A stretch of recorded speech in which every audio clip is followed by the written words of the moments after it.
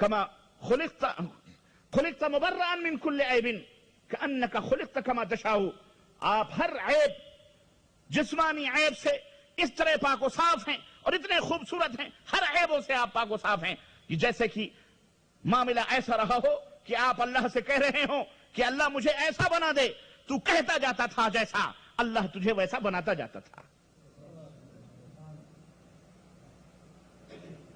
لوگوں، اپنے نبی کی شان سننے آئے ہو، اپنے نبی کا تذکرہ سننے آئے ہو۔ تذکرہ سننا ہے قرآن میں، اور سنو، یہ وہ تذکرے ہیں جس کے اندر، اور نبی کی شان بیان کرنا کوئی معمولی چیز نہیں ہے۔ نبی کی شان اور آپ کی عظمت کو بیان کرنا، یہ تلوار سے زیادہ تیز اور بال سے زیادہ باریک دھار کے اوپر چلنا ہے۔ کیوں؟ اس لیے کہ اگر ذرا بھی تنقیص ہوئی نبی کی شان میں تو توہین ہو جائے گی۔ عظمت رسول کی ذرا سی بھی بے ادبی کی آپ نے، دائرہ اسلام سے خارج ہو جائیں گے، آپ کافر ہو جائیں گے۔ اور اگر ذرا سی غلو سے آپ نے کام لیا، ذرا سی زیادتی سے کام لیا، تو پھر دائرہ توحید کا نمبر دائرہ شروع ہو جاتا ہے، وہاں بھی آپ کفر اور شرک کے مرتکب ہو سکتے ہیں۔ اس لیے میں یہ سمجھتا ہوں، اور ہر مسلمان کا یہ ایمان و عقیدہ ہونا چاہیے کہ جو سب سے بڑا ہوتا ہے وہ اپنے چھوٹے کے بارے میں جو شہادت دے دیتا ہے، اور میں یہ سمجھتا ہوں کہ ہر بنانے والا اپنی بنائی ہوئی چیز کے بارے میں سب سے زیادہ جانتا ہے۔ ہر بنانے والا، ہر چیز کا مالک، جس چیز کو وہ اپنے ہاتھوں سے بناتا ہے اس کے بارے میں وہ زیادہ جانتا ہے بنسبت دوسرے لوگوں کی۔ یہ مائک ہم نے نہیں بنایا، لیکن اس مائک کا بنانے والا ہم سے زیادہ جانکار ہے، ہم سے زیادہ جاننے والا ہے کہ یہ مائک کیسے بنا ہے، کتنے مرحلوں سے بنا ہے، کن کن چیزوں سے بنا ہے، کون سا وائر کہاں لگا ہوا ہے، یہ کیسے بگڑے گا، کیسے بنے گا، کیسے اس کے اندر آواز آتی ہے۔ اس مائک کا بنانے والا ہم سے زیادہ جانتا ہے کہ نہیں جانتا ہے؟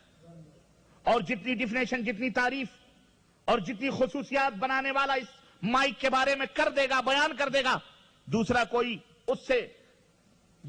جو اس سے کم جانکار ہے، بتلاؤ اس کی اتنی تعریف اور اتنی خصوصیت بیان کرنے کا کر سکتا ہے وہ کائنات میں؟ اللہ اس کائنات کا بنانے والا تنہا اس خالق ہے، مالک ہے۔ اس نے اپنے حبیب کو بنایا ہے، اپنے رسول کو بنایا ہے، اور ایسا بنایا کہ کہنے والے نے ابھی آپ نے سنا کہ کائنات میں ایسا کوئی پیدا ہی نہیں ہوا ہے، اور نہ ہی قیامت تک کوئی پیدا ہو سکتا ہے۔ اس نے بنایا اپنے نبی کو، اور اپنے نبی کی شان میں جو کلمات قرآن کریم کے لیے کہے ہیں، قرآن کریم کے اندر جو باتیں کہی ہیں، میرے دوستو، اس سے زیادہ ہم کہہ سکتے ہیں؟ اللہ نے اپنے نبی کی جو تعریف کی ہے، اس سے زیادہ تعریف ہم اور آپ کر سکتے ہیں؟ بولو، کتنی کر سکتے ہو؟ اور لوگ اسی لیے گمراہ ہوئے، لوگ اسی لیے دائرہ اسلام سے خارج ہو گئے کہ انہوں نے اللہ سے بھی زیادہ کہنے کی کوشش کی، اللہ سے بھی زیادہ کہنے کی کوشش کی، اللہ سے بھی زیادہ اوپر بڑھنے کی کوشش کی۔ ارے تم، اللہ نے جتنا احترام اپنے نبی کا قرآن کے اندر بیان کیا ہے، رب ذوالجلال کی قسم ہے، تمہیں بھی چاہیے، ہمیں بھی چاہیے، ہم انہی کو اگر بیان کریں، صبح سے شام ہو جائے، شام سے صبح ہو جائے، مہینے گزر جائیں، ہم انہی کو بیان نہیں کر سکتے، چاہے جائے کہ اپنی منمانی ہم نبی علیہ الصلوۃ والسلام کے بارے میں کچھ کہہ سکیں۔ عین ممکن ہے کہ مائک کی ہم ایسی تعریف کریں کہ تعریف یہ بنانے والا خود ہنسے، خود کہا لگا کے ہنسے اور کہے بیوقوف، تو ایسی باتیں بیان کر رہا ہے جو اس مائک کی خصوصیت میں شامل ہی نہیں ہے۔ میں جانتا ہوں اس کا بنانے والا ہوں، مجھے پتا ہے میں نے اس کو کس کے لیے بنایا۔ میں کہوں اس نے بتایا یہ مائک ہے، اس میں آواز آتی، میں کہوں یہ تو ایک ڈنڈا ہے جو لوہے کا بنا ہوا ہے، تو مائک کا بنانے والا ہنسے گا کہ نہیں ہنسے گا؟ کہے گا میں نے یہ ڈنڈا تھوڑی بنایا ہے۔ میں کہوں یہ وہ ڈنڈا ہے جس سے لوگوں کے سروں پہ مارو تو لوگوں کا سر پھٹ جائے، تو وہ ہنسے گا کہ نہیں ہنسے گا؟ وہ کہے گا بیوقوف، میں نے یہ مائک اس لیے تھوڑی بنایا کہ لوگوں کے سروں پہ مارا جائے، میں نے تو اس کو آواز کو بڑھانے کے لیے بنایا۔ میں کہوں یہ مائک تو بڑا ہی، اس کے اوپر بڑے اچھے کلر لگے ہوئے ہیں، اور یہ لگے ہوئے ہیں، وہ لگے ہوئے ہیں، یہ بالکل آئس کریم کی طرح لگتا ہے، اس کو چاٹا جائے تو مائک بنانے والا ہنسے گا کہ نہیں ہنسے گا؟ کہے گا بیوقوف یہ کوئی آئس کریم کلفی ہے کیا؟ اس کو چاٹنے کے لیے میں نے نہیں بنایا ہے، اس کو منہ سے دور رکھ کر کے اس میں آواز بڑھانے کے لیے میں نے بنایا ہے۔ میری تعریف میں اتنی کر رہا ہوں، بڑا خوبصورت ہے، بڑا حسین ہے، مٹھاس ہے، اس کو چاٹو، اس کو چومو، بیوقوف کا چمچماٹ کھینچ کے مارے گا۔ یہ چومنے چاٹنے کے لیے نہیں بنا ہوا، بلکہ اس کو پلک میں لگاؤ، اس میں آواز بڑھاؤ۔ میں کہوں نہیں آواز بڑھانے کی چیز نہیں ہے، اس کو تو سجا اور سنوار کر کے اس کو ڈیکوریشن کے طور پر استعمال کرنے کی چیز۔ اب بنانے والا ناراض ہوگا کہ نہیں ناراض ہوگا؟ کہے گا یہ تو ہماری ساری محنتوں پر پانی پھیر رہا ہے یہ بندہ، اتنا بڑا جاہل، اتنا بڑا اللڑ۔ ہم نے تو اس کو کتاب بھی دی ہے کہ اس کتاب کو پڑھو، اور اس کتاب میں اس مائک کی خصوصیت لکھی ہوئی ہے، اسی طرح اس کو استعمال کرو تاکہ تم کامیاب ہو جاؤ۔ لیکن وہ نہ کتاب پڑھ رہا ہے اور نہ ہی دیکھ رہا ہے، بلکہ اس کے حسن اور خوبصورتی کا تذکرہ کر کے الٹے اپنے منمانی اس کو چاٹ رہا ہے، اس کو چوم رہا ہے، اس کو رسگلے کہہ رہا ہے، اس کو کلفی کہہ رہا ہے، اس کو پتہ نہیں کیا کیا تعبیر کر رہا ہے۔ بتاؤ یہ اس کی تعریف ہوگی یا اس کی توہین ہوگی؟ بولو اللہ اکبر۔ میرے عزیزوں ایک مثال میں دے رہا ہوں، اور بہت ہی، چونکہ میں اس بات کا عادی ہوں کہ میری مجلسوں میں ہمارے وہ احباب بھی ہیں جو کافی پڑھے لکھے لوگ بھی ہیں، ہماری مجلسوں میں وہ بھی بیٹھتے ہیں بیچارے جو دن رات محنت و مزدوری کر کے چند روٹیاں کماتے ہیں، زبان بھی اتنی ان کو نہیں آتی، بالکل سہل انداز میں انہیں باتیں سمجھانے کی عادی ہوں تاکہ ہماری باتیں ان کی دماغوں میں، ان کے ذہنوں کے اندر اچھی طرح سے بیٹھ جائے۔